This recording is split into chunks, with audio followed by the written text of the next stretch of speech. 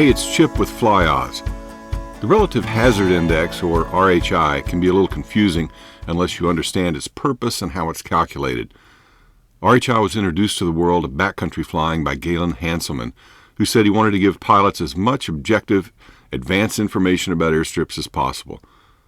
Galen produced the backcountry reference books Fly Utah and Fly Idaho, which rely heavily on RHI. Initially, we wanted to match Galen's RHI calculations exactly, but that didn't work out for a few reasons. First, Galen's method called for more subjective input than we wanted to use, and secondly, not all of the factors that affect hazards out west apply here in the Ozarks. Additionally, we thought there were some hazards we routinely experience here that Galen didn't account for. For example, we added runway width as a factor, as well as how tight the trees hug the runway in a case where the runway is tree-lined. We also changed the values Galen used in some cases, like runway length. We have several runways here in the Ozarks that are shorter than those out west, and we wanted to create more differentiation in how runway length impacts RHI.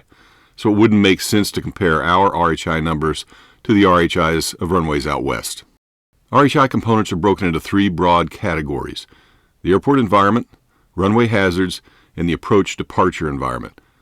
The process is to add together all the hazard points in each category to determine an RHI value for each runway. Here, we'll use Bird's backcountry airstrip as an example. Let's start with the airport environment.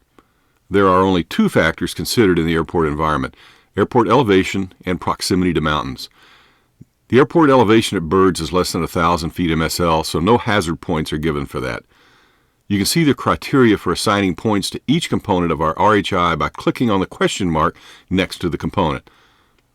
Mountain proximity, which is the measurement of the closest elevation gain of more than 500 feet in relation to the airfield, well, that gets 6 points since it's less than 1 mile away.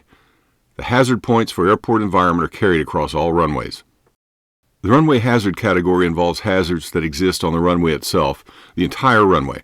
So in this example, there are two runways, runway 725 and 1735.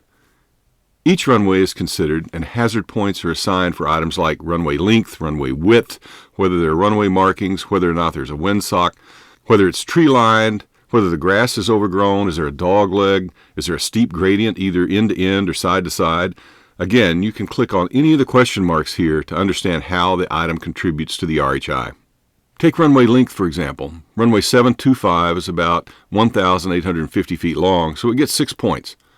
Runway 1735 is quite a bit shorter at 950 feet, so it gets the full 10 points.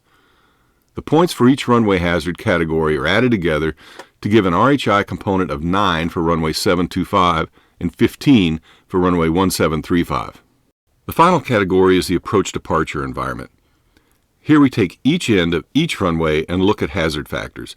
So for runway 725, we look at both the departure and the approach hazards for, first, runway 7. Then we do the same thing for runway 25. We do that for each runway. The factors involved in calculating the RHI for approach-departure environment include whether there's an abrupt turn on final, like runway 10 at Sugar Creek. Can you see the airstrip a half-mile away on final, like landing from the north at McAllister's? Are there obstacles on the approach, like both ends of the runway at Richland Creek? The totals for each of these three categories are added together to produce an RHI for each runway. Then we report the lowest number and the highest number for that airport. Two runways with the same RHI will most likely have different reasons for the number.